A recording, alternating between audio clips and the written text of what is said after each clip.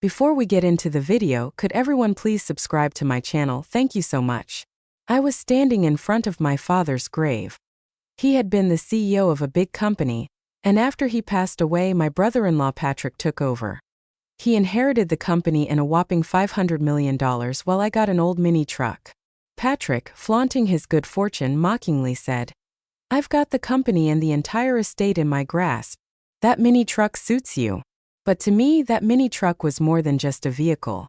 I looked at it thoughtfully, and when I started the engine, I noticed a destination already set on the navigation system. "What's this?" I wondered. With a firm yet gentle grip, I began to drive. "Hello everyone, my name is Frank, and I am 45 years old. Now, I am standing before a large coffin where my father rests peacefully. My relationship with my father had always been complicated. He built a construction company from scratch, but I chose a different path. Right after university, I left home to become a teacher, fulfilling a childhood dream. This decision led to many heated arguments, and for a long time we barely spoke. Despite our disagreements, I never hated my father.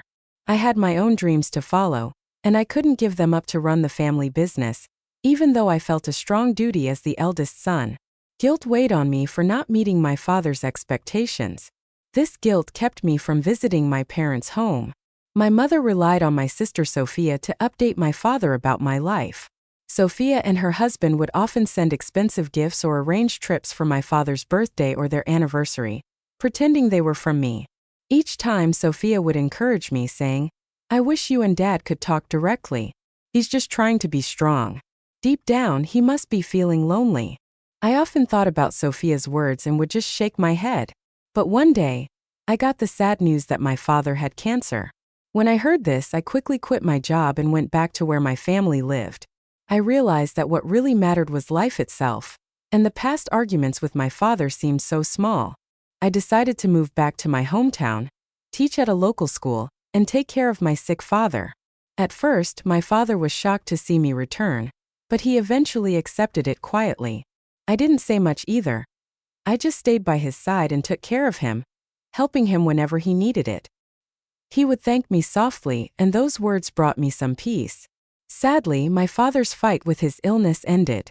The last chapter of his life closed quietly, with me, Sophia, and our mother by his side.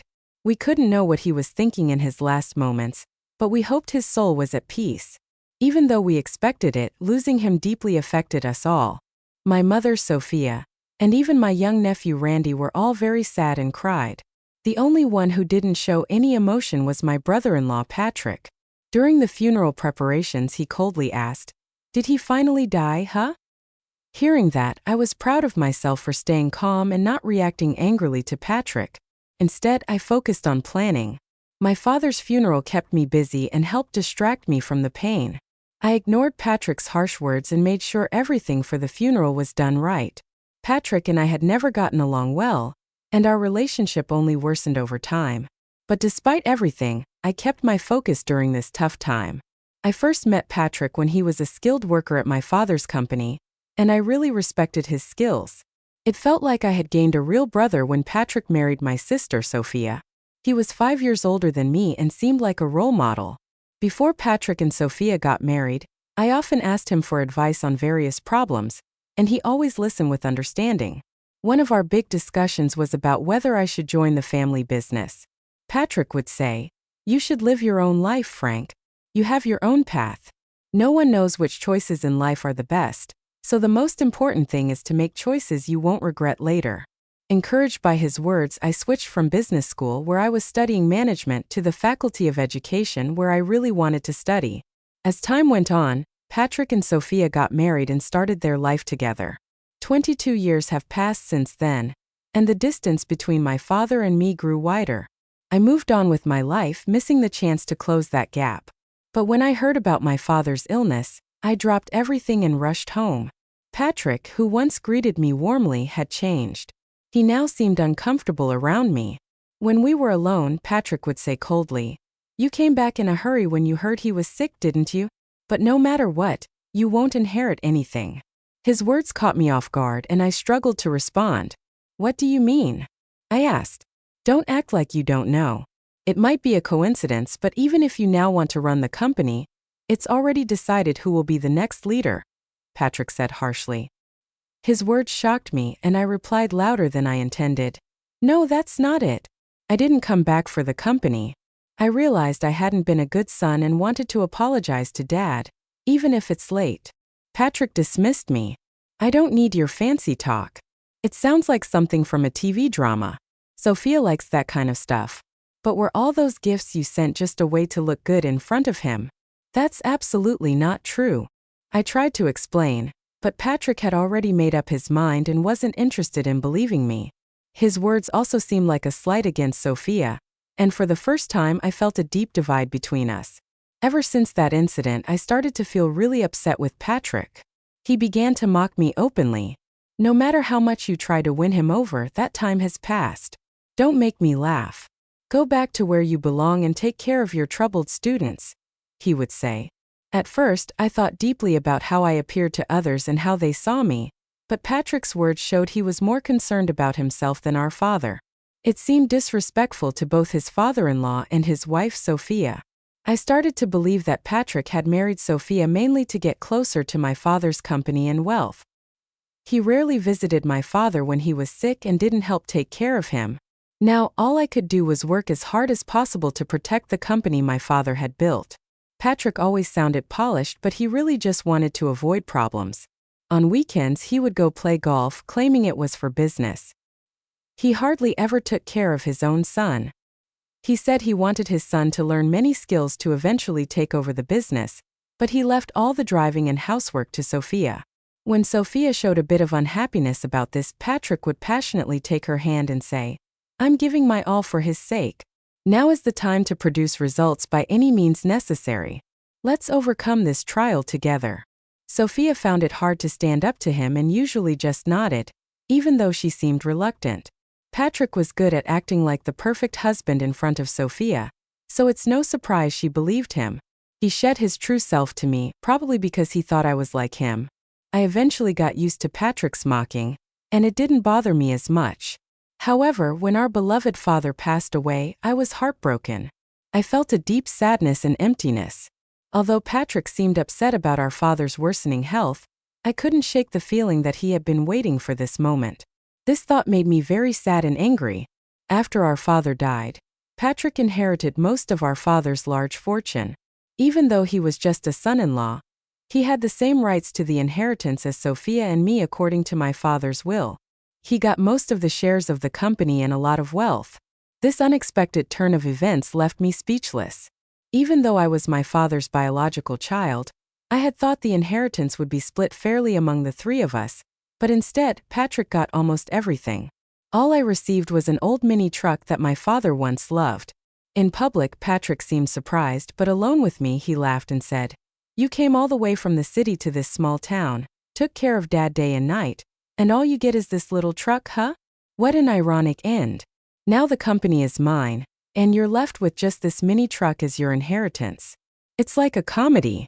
As he left the room with a smirk, I felt empty inside, holding the mini truck keys tightly. The cold metal made me face the harsh reality, but my family tried to cheer me up. Keep your head up. Dad had his reasons. He didn't mean to upset you. That truck was something Dad always loved. It was his favorite vehicle. He surely cared about you. Despite their kind words, I was too hurt to respond. I knew that what you inherit doesn't measure a father's love, but the fact that Patrick, who seemed to be waiting for my father to die, got almost everything was deeply insulting. It wasn't about the money, it was the pain of seeing my father's hard work go to waste made me feel powerless to change the situation. Clutching the truck key, I decided to take care of the mini truck, the only thing my father left me. It seemed to hold a deeper meaning. I hoped that cleaning the truck might help me sort out my feelings. I carefully washed the truck with a hose and then sat in the driver's seat where my father used to sit. Starting the engine, I noticed something unusual on the navigation system. It was displaying a single thick blue route instead of just showing my location. That's odd. Why is there a destination set on the navigation system? I wondered. This usually only happens when a specific route is being followed. When I checked the destination on the screen, it showed only coordinates, not a specific place. It would take about an hour to drive. Wanting to go for a drive in the mini truck, I didn't think too much about it. I put the truck in first gear and left the house. An hour later, during a pleasant drive, I arrived at what seemed like a home. It was a surprise. In front of me was a small, modest house, quite different from the larger homes in my hometown. It felt warm and inviting. The area was quiet, and I couldn't see or hear anyone else around. I got out of the truck and stood in front of the house, feeling a bit confused. There were no signs to indicate what this place was, but it seemed the navigation system had brought me here for a reason. With some hesitation, I rang the doorbell. As the door slowly opened, the person I saw was the last one I expected. My mom. "I've been waiting, Frank. Come in, dear," she said. "Why are you here, Mom? And how come this place was set in Dad's navigation system?" I asked. "I will explain everything, but first come inside and relax," she replied. Following her inside, I found the interior simple yet cozy, with just the essentials. My mom made some tea and started to explain in a calm voice. "Actually, this was your father's secret hideout. I doubt I've ever heard about Dad having a place like this," I said, surprised. She explained, "This place is our secret spot. We came here when we needed our own space or when we wanted some peace and quiet. If we ever had a small argument, our rule was to come here to cool off. You didn't know about it, did you?" I was stunned. Deep in thought, I had no idea such a family rule existed. She continued, "And this is something your father wanted you to have." Saying this, she handed me a brown envelope. It was slightly bulging, as if something important was packed inside. I decided to read the letter addressed to me. "Frank, I have caused you a lot of trouble and made you endure unbearable hardships over the years. I am truly sorry from the bottom of my heart." The letter was filled with my father's reflections on his past mistakes and his deep gratitude towards me. He wrote, "Your mother often tells me that it was your choice to leave home, and a son has the right to choose his own path in life. We are both stubborn, but when you came back after I fell ill, it was a wonderful surprise for me. Although I couldn't express it well because I'm not good at showing my feelings, I am deeply grateful to you for supporting and taking care of the family." This was the first time I heard such heartfelt words from my father, and it made me very emotional. The letter also mentioned Patrick. To tell the truth, my distress towards Patrick grew over time. He's good with words and makes people feel comfortable, but I could see his true nature. I suspected his sneaky behavior around the house was his way of trying to claim ownership. I was too tired from work and taking care of you all to notice his cunning actions, but now knowing Patrick as I do, I believe these suspicions were correct. The letter continued, "I have no intention of giving the company to you, but if something unexpected happens, I have left a significant amount of money with your mother. This is to ensure that you and Sophia will not be in need. Please accept it." After finishing the letter, I looked up at my mother. She said nothing but looked at the brown envelope. I reached for it and checked its contents, confirming everything was in my mother's name. She began to speak firmly. "If I transfer the accounts to you and Sophia's names, it would be considered a gift under tax laws. If it's mentioned in the will, Patrick might try to take it. Your father gave this money to me secretly while he was still alive to avoid Patrick's interference. Now I want to give it to you and Sophia as a living gift." She explained this to me, but I was still trying to understand the full impact. The amount written in the account book she showed me was huge, unlike anything I could have imagined. I had never seen so much money before. It meant a lot to me that my dad had left this for me, not because of the amount, but because it showed he really cared about me, not just Patrick, who was seen as his successor. This touched me deeply. We didn't often share deep emotional words, but I knew he always cared deeply for us. "I want everything I entrusted to your mother to be passed on to you as a thank you for all the gifts you've given me, and for that I am truly grateful," he wrote. Before I knew it, tears were streaming down my face. I couldn't hold back my emotion. For a long time I felt that my father never really understood me, but I was completely wrong. He always understood and valued me. That's probably why he trusted me with that old mini truck, knowing I would value it and use it well. I said, "Mom, I really wish I could have done more for Dad," feeling deep regret. But my mother comforted me with a gentle smile. She seemed to understand the regret I felt, saying, "It's natural to think you could have done more when mourning a parent, but you brought your father great joy and gave him so much love. You were his greatest pride. Hearing her words made me cry again, but they also inspired me to make a firm decision. I wouldn't let the company my father built fall into the hands of. I decided to quietly resist and make a careful plan without letting Patrick know I had acquired a significant fortune. The first step was to contact the corporate executives my father had trusted to build a foundation for their support.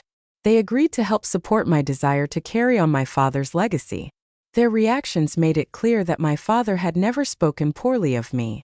Meanwhile, my mother and sister acted soothingly during the will reading, keeping Patrick's attention off me. They continued to act the same way in front of Patrick, which made him think he had succeeded. He looked down on me with arrogance, saying, "Do you, abandoned by your father and left a poor man, still intend to stay in this house? I'm the new president now. Admit your defeat and go back home," Patrick would say dismissively, waving his hand as if he were shooing away a small fly. Since becoming CEO, Patrick's arrogant attitude created a tense atmosphere in the company. Despite his high position, he ignored his duties and became rude to his staff. This caused many problems and many skilled employees left, unhappy with his leadership. Patrick didn't question his approach and remained overly confident, saying, "Those who can't grasp my superior vision might as well quit immediately." In public, he made decisions without listening to anyone else. As problems in the company increased, Patrick enjoyed spending money and living lavishly while his passion for the business seemed to disappear. When I first met him, he seemed like a great person, skilled, and even my dad liked him. How had he changed so much? My mother cried every night, hiding her tears from the children. I couldn't just watch the company fall apart. I was quietly planning my next move. The day came when I acted. I left home early and waited at the office for Patrick. When he walked into the president's office, he was shocked to see me sitting there. "What the hell are you doing? Why are you sitting there? Get this person out of here," he demanded. "The one who should be leaving is you," I replied calmly. "What are you talking about? Have you lost your mind?" Patrick looked at me as if I were an annoying insect. Using the assets our father left us, I bought the majority of the company's shares. An extraordinary general meeting of shareholders was held, and you were officially removed as president, Patrick. "I'm sorry to say, but you are no longer the president of this company." "Wait just a minute," he stammered, confused, repeating words that made no sense. "Don't you understand? I now control 2/3 of this company's shares. You thought the inheritance was just an old mini truck, but that truck turned into money in an unexpected way." Patrick tried to dig into details about the hideaway, but I avoided his questions and changed the subject, which only made him more upset. "The game is over. Leave this place immediately," I told him calmly and handed him several documents. As Patrick looked through them, his face went white. "What is this?" he asked. "These are the minutes from the extraordinary general meeting of shareholders, and this other document is your dismissal notice," I explained. Patrick became very angry, crumpled the papers in his hands and shouted, "You think this will hold up? I'll take legal action." "Go ahead with legal action. We have good reasons for our actions," I responded calmly. "What reasons? You've just been after the old man's wealth and this company from the start. It's nothing but jealousy," Patrick accused. "Let me ask you directly, Patrick. Have you been using company assets for personal use and signing leasing contracts for your own benefit?" I asked. "What if I have? What's it to you?" Patrick replied, his face turning pale with shock. "How did you know about that?" he stammered as I listed his misconduct, like taking home computers and other appliances meant for company use. Patrick struggled to respond. "Computers and TVs that should be at the office are at your house being used for personal things. Isn't that enough reason to act?" Pressed on, Patrick frantically tried to defend himself. "Why? How do you know about that?" he asked, his lips trembling. I kept my gaze fixed on him and continued, "You should have been more aware of your responsibilities. Did you become complacent when you thought you controlled everything?" I had been gathering information about Patrick's actions from the company's executives. After our father passed away, Patrick became more arrogant. He used to at least pretend to respect others, but as president, he began to shift his work onto others and even fell asleep in his office. This attitude caused many loyal employees, who respected my father, to leave frustrated by his behavior. Patrick, upset by the situation, doubted my ability to manage, emphasizing that it was impossible for me to fulfill the role of a manager. You've never worked a day in this company. Think about it. How can someone with no experience in running a company become president? It's impossible to trust management to someone like you, Patrick argued. You're absolutely right, I agreed. I have no intention of becoming the president of this company. My sitting in this chair is just a symbolic message to you. In fact, a new president has already been elected by a different board of directors and is already carrying out their duties. Patrick was stunned. He stood there with his mouth open and his eyes wide, shocked by the turn of events. He had been sure that I was after the presidency and had schemed to replace him. As I've said many times, I'm not after the president's position. My only goal is to honor my father and protect the company he spent his life building. I explained. Who would believe such fancy talk? Patrick retorted. He thought I only cared about the wealth and status that came from our father, not his true worth. After my reply, Patrick trembled with anger for a moment but then composed himself. Do you think this is over? You can just enjoy it. He scoffed, then stormed out of the president's office. That night, something unexpected happened. Sophia threw divorce papers at Patrick, ending their marriage. This was a result of his misconduct at the company and his eventual firing.